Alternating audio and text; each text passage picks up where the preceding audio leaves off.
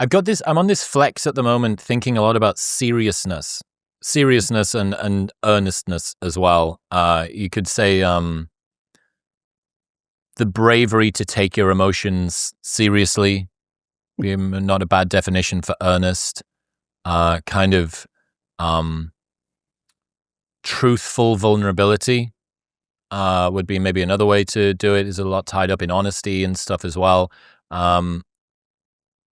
Increasingly, I'm seeing people who are very unserious about stuff. And I realized this at a bachelor party a few years ago.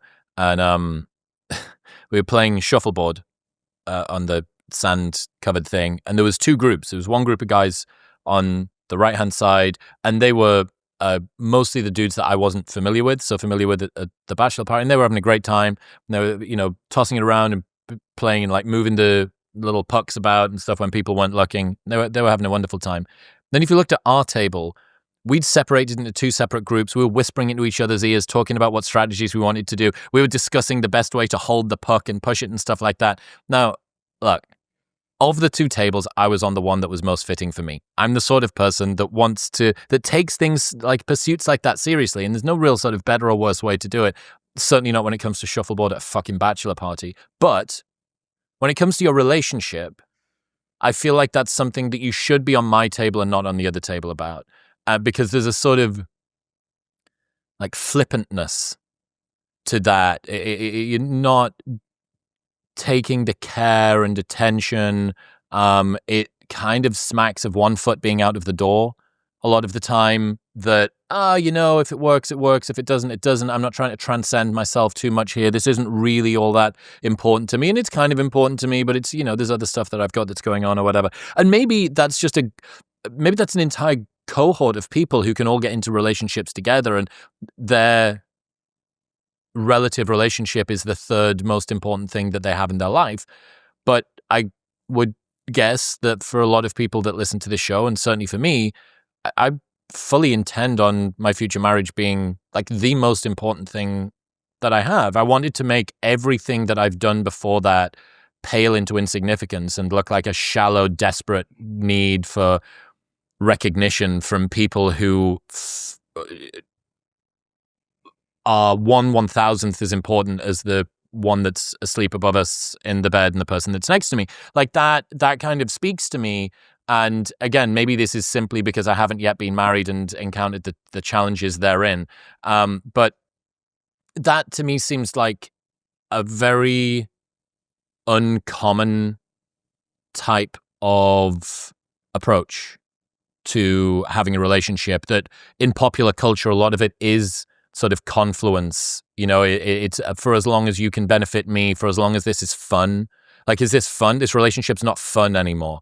It's not, well, fuck me. There's a lot of different contributing factors to well-being and satisfaction and flourishing than moment-to-moment fun.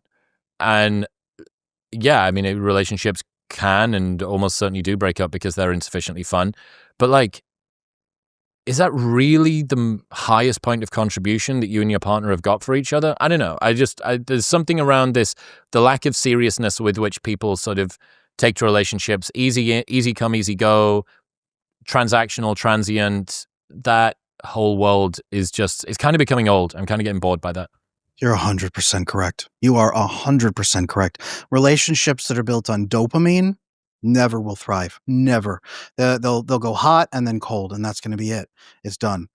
Relationships built purely on oxytocin, especially like the affection hormone and love and snuggles, that's also going to die. Us men, Chris, you and I have more receptors for vasopressin than women do. And if you are avoidantly attached, you have low oxytocin most of your life, your oxytocin receptors shift to vasopressin reception instead for that period of time until you ever correct them. So you and I are primed to need to be accomplishing something with a woman, because then we become loyal to her. Then we become mate guarding and protective of her. We actually become protective of her against ourselves, so we prevent ourselves from sabotaging.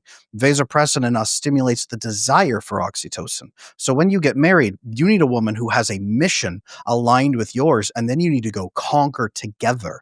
You need to be the one in the front. She needs to be the one handing you gear, keeping you supplied, keeping you going, supporting you at your back, and you're high-fiving every 10 minutes because you've accomplished one more thing together. That's what makes marriage incredible for men, and that's what builds overwhelming obsessive loyalty in a man to desire that woman for the rest of his life.